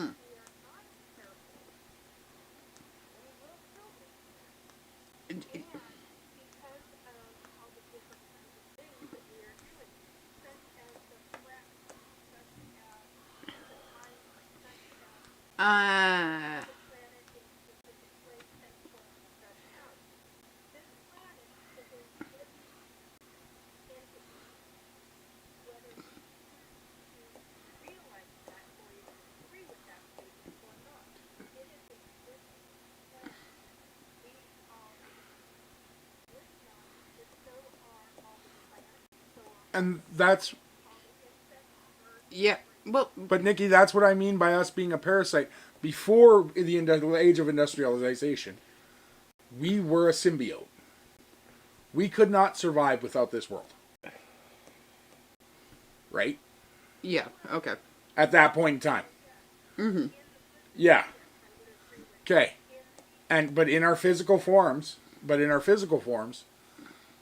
after industrialization, we became a parasite on this world. I don't agree. How not? Okay. Alright. So, I have a very different fucking philosophy on this. Because, here's the thing. Is... You always use your surroundings. Okay? As a human species, we use our thoughts, we use our surroundings, we use elements and everything else in order to make our lives better. Okay? Or more comfortable or whatever. Easier. Whatever you want to say or call it. Okay? So, this goes back to...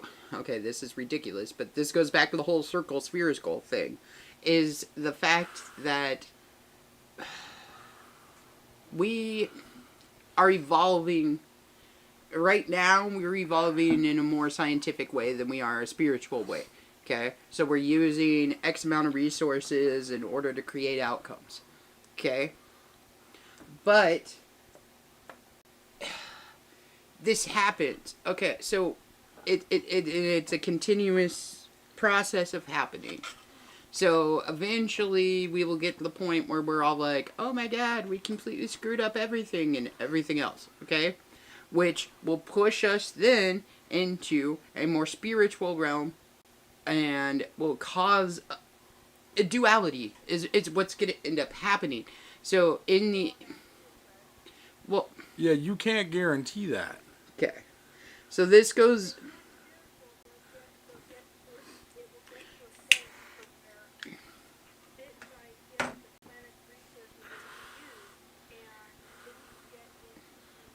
Okay.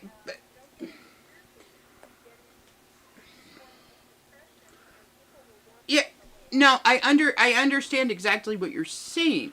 But, okay, so if we go back to the original thought process of the crops that we were talking about before, okay? So it's exactly the same thing, okay? So what ends up... What? It's not exactly the same thing. It's not... Kind of, but how do I explain this? So... What we're going to do is we're going to use up the resources. We're going to use up all this stuff. We're going to do all this stuff. But then we have to have a period of replenishment. Okay? Which throughout history, if you actually look at it, we've had several periods of replenishment. Okay? Where something catastrophic happened, causing a replenishing period. Do you know what I mean? Okay, so like your ice ages, your mass extinction level events, like different things like this, in order to build back up and replenish. Okay? So this will eventually happen again. It's a continuous cycle. But there is no of guarantee that we will make it through it. No, us as us right now, there is no guarantee that we would make it through it. Absolutely not. But even if we don't make it through it, as a whole, as a continuous existence, it will replenish itself. Yeah, but but humans are a parasite. Okay. Okay. Mm-hmm. Because what's the definition of a parasite? Yeah, I understand this. Okay. Well, an organism that lives in or on another organism known as the host and obtains food and nutrients from it to the host determined. Yeah.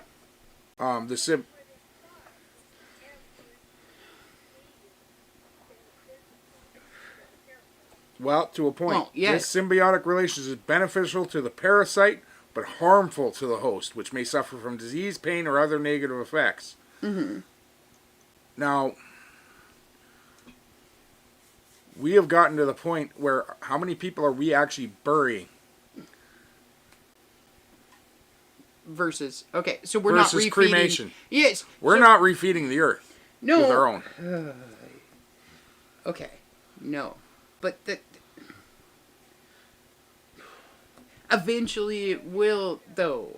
I don't understand. Okay, so I'm trying to explain this, but my brain is like it is awkward and works different. You're still thinking about the wet wall. A little bit, yeah. Yeah. Okay, but so Hello. existence as a whole is not just human existence. Okay, so this is where we are self-centered assholes, and we believe that just because it's not human makes it not exist. Like it. Yes. Okay, so this is where I think as an entire society, as an entire culture, as everything, we are very, very wrong. Okay? Because even if we die, if our physical bodies die, okay, we still have energies. There's still energy out there from our physical existence. Do you know what I'm talking about? Mana? Okay, it could be anything, but So do I. so we don't actually die. Like, yes, our physical bodies are gonna die.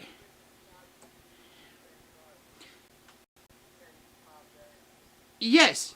Okay, so it's a full system of recycling and reuse, and it has been since the beginning of time as we know it.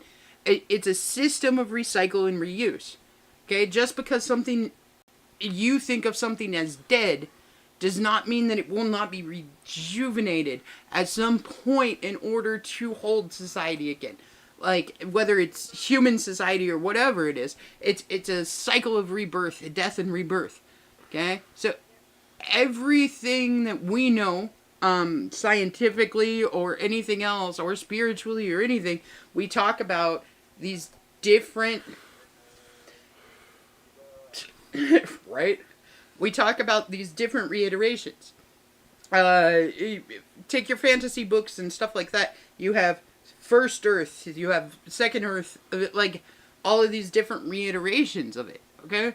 So just because our physical forms or physical bodies or even our planet dies does not mean that eventually throughout the cycle of the universe, throughout the cycle of everything, that will not be completely replenished at some point. And I absolutely get what you're saying. Mm-hmm. My statement still stands. That we won't be around to see it? We are a parasite. Mm-hmm. Because the same thing happens with lice. Yeah, no, totally. But see, and that's what I'm saying, is that, yes, we are, but everything is. Everything that lives and sucks and derives from energy and everything else is a parasite on something else. We are all pulling from your source being, your source, whatever you want to call it. Your mana, your this, your that, your life force. We're all pulling from that. Okay? So, in reality and existence and everything else, everything that ever lived and ever was technically is a parasite on something else. Because we're all pulling from the original source. So we're all a parasite on the original source. Whatever it is or may be. Maybe. How maybe? Because that might not be true. Okay.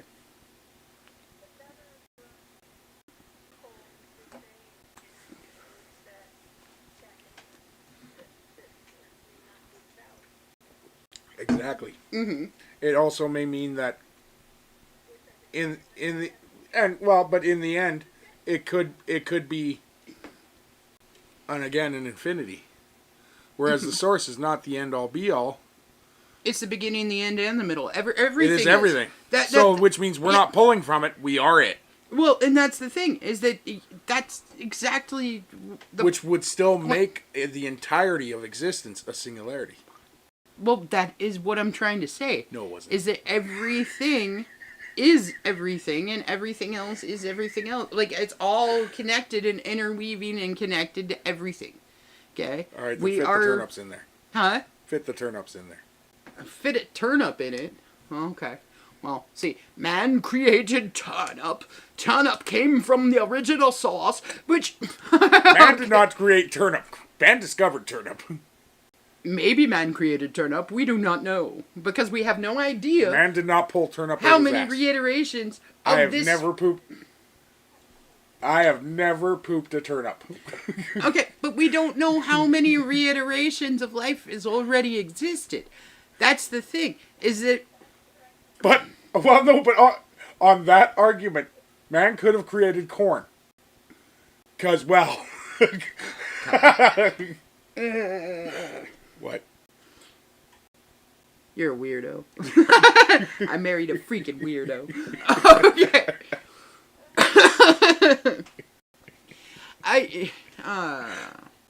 Yeah, okay. I'm having fun. See? Nikki agrees. Man created corn.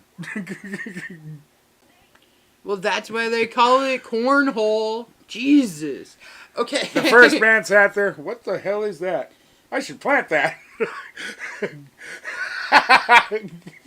Oh my god. Okay, so you're saying that actually the forbidden fruit in Eden was actually a corn cob? I'm not going to go there. Because, friend...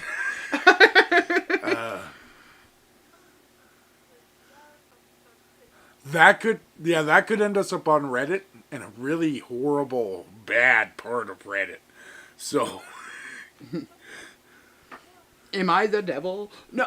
Okay, so Robert, friend, I'm not gonna lie, I've seen bigger.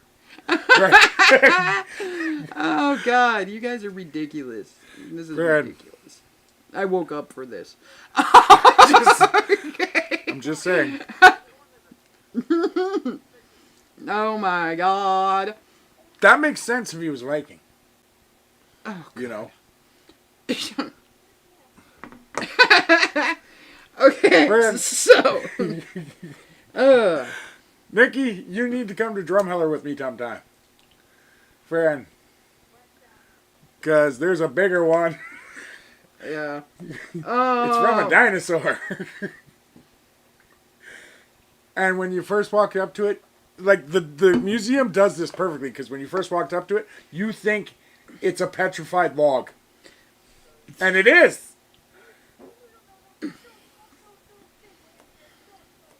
No, but It's a dinosaur phallus! Oh. they put the sign of what actually says it is behind it. So you don't see it till you put your hands on it and lean over it. Friend. Petrified dino dong? Yeah, Nice. friend. See? It's a circle.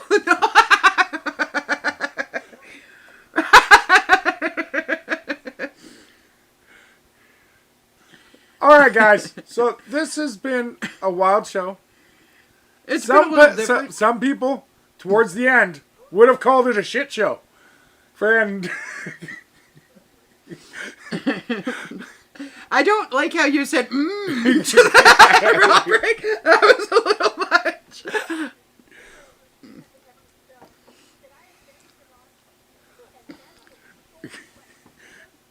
Yeah, but Nikki, Yeah, it's a little much. if you think about it, we did go full circle. Friend, because we started talking about the source, then we talked about plants and how they grew, and then we talked about what they became. Which is petrified dino dong. Ding dong. Okay.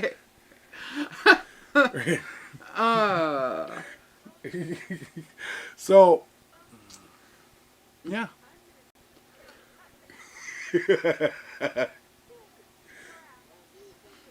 Tune in next week when we talk about petrified whale songs.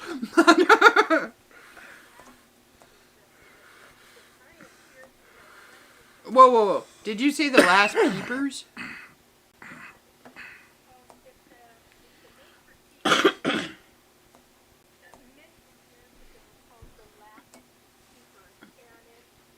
Okay, keepers. Mm-hmm.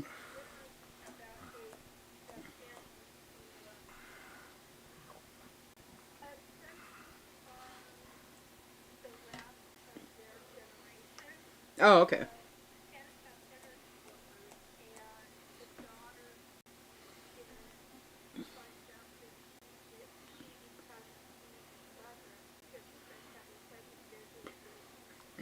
Oh, okay. Mm-hmm.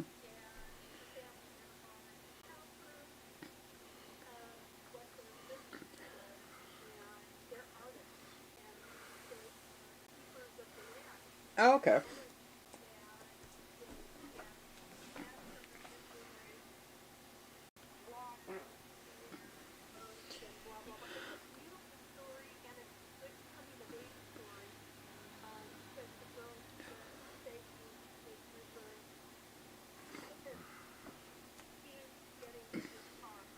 Oh, okay. You know what? I've actually seen this before. Yeah.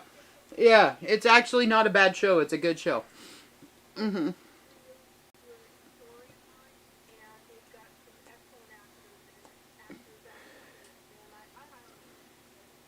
Sweet.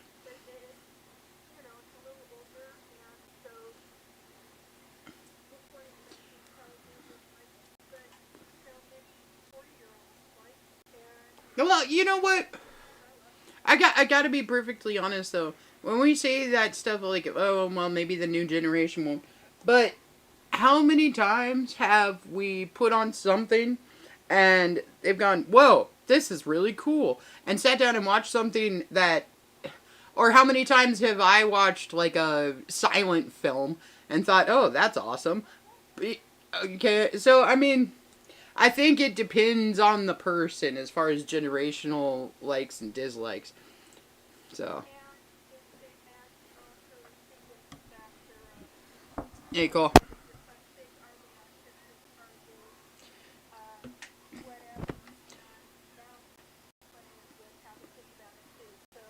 Yeah.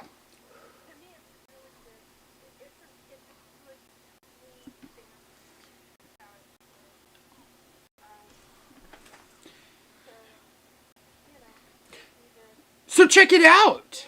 Yeah. Uh.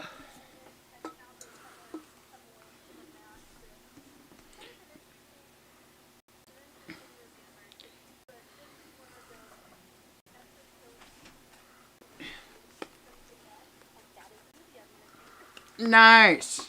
All right. Okay. Awesome. I have my movies that I watch no matter what. Okay, so like this sounds really really weird, but like when I am really not feeling good, all right? I put on Titan AE and I just like pretty much watch that on repeat, which is really weird, but that's like my I don't feel good. It's time for Titan AE. So anytime Cole walks in and that movie's on, he's like, "You want me to make some chicken noodle soup or something?" Like, he knows what's up.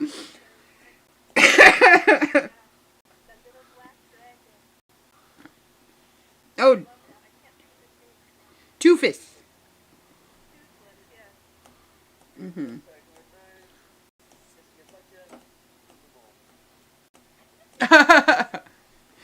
Oh, so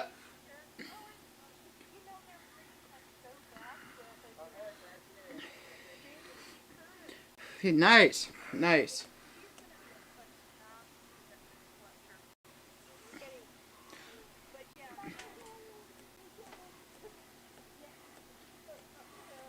Uh,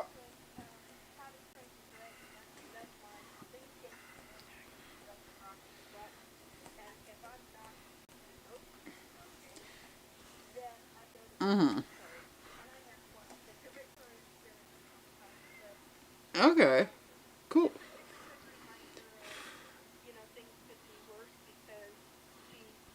Yeah. Yeah. Mhm. Mhm. uh, Nachos is looking for some really good sci-fi movies. Oh. Friend.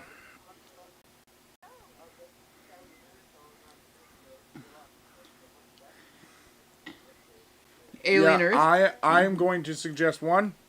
War of the Worlds, the new one. So No, with Ice Cube. Ice Cube. Yeah. Well, It's on Amazon Prime. it got some really bad reviews on Rotten Tomatoes. It got horrible reviews. No. No. Oh wait, Robot Dogs. No.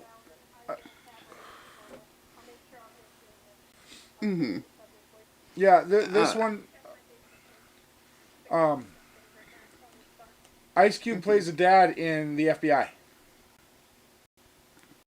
So I am going to mention one sci-fi movie that is a pretty old movie, but it's probably one of my favorites of all times, and it's Enemy Mine. Yeah, Enemy Mine is one of those that you gotta watch. It's awesome. And then there's the classics like you can't miss Coneheads, Paul, friend, like, yeah. Well, if you're into the sci-fi comedies, for sure.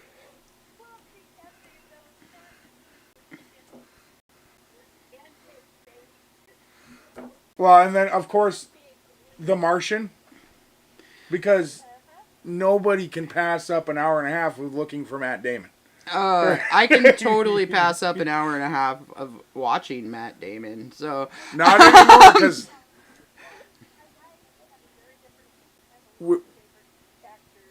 with your new profession, you can't say that anymore. There's a lot of potatoes in that film. You love potatoes now, Fred. Oh my gosh.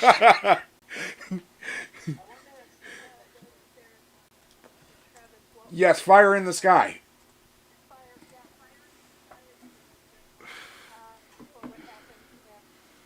Yeah, Fire in the Sky is a good, it is, yes.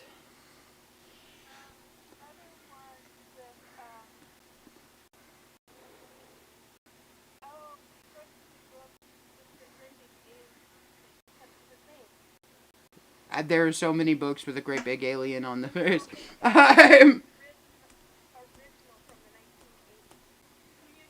Communion? Okay.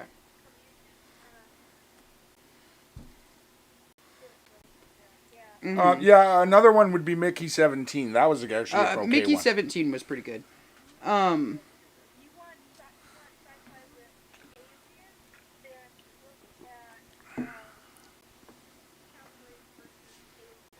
Yeah, that one's pretty good. The Day the Earth Stood Still. If you want to deal with one that, or do one that's dealing with times now, Rapture. Oh God. Oh. Come on, that was a little funny. Like,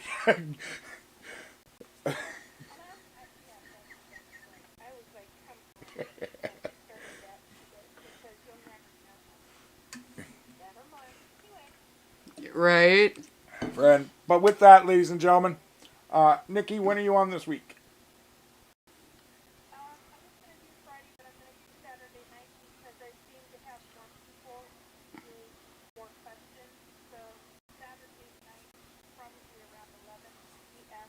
Mm-hmm.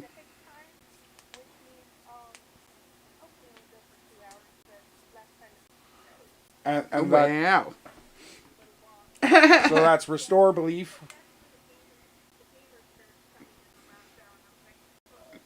Yeah. So yeah, that's Restore Belief with Nikki Jacobs. Watch for that on YouTube and follow her on Facebook. Don't forget to like and subscribe.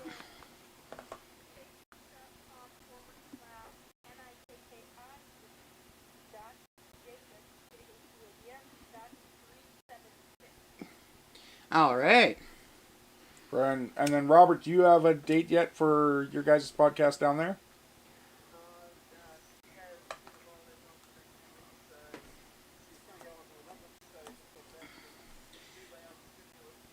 Yeah, no. Hey. All right, perfect. And Friend. look for it.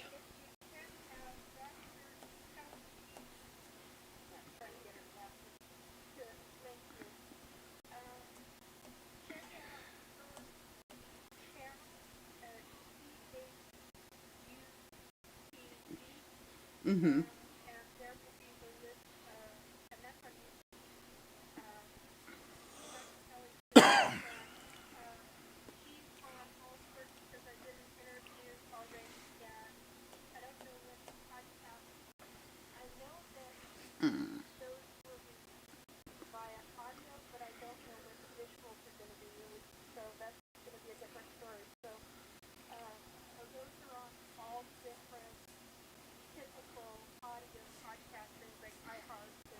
Uh-huh.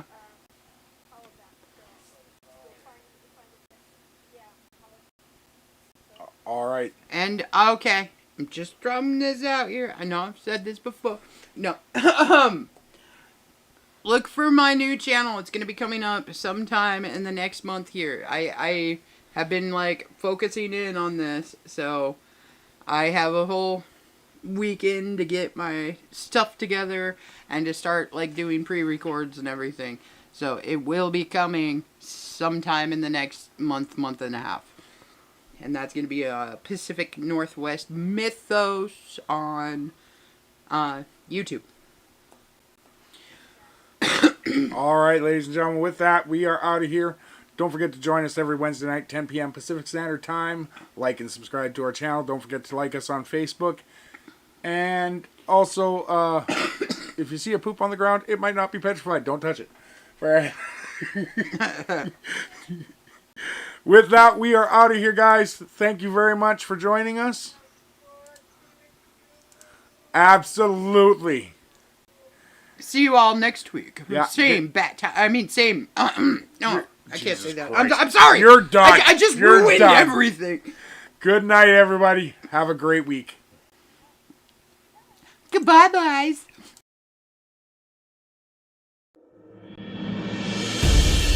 Data transfer complete. System malfunction. Please evacuate immediately. Program terminated.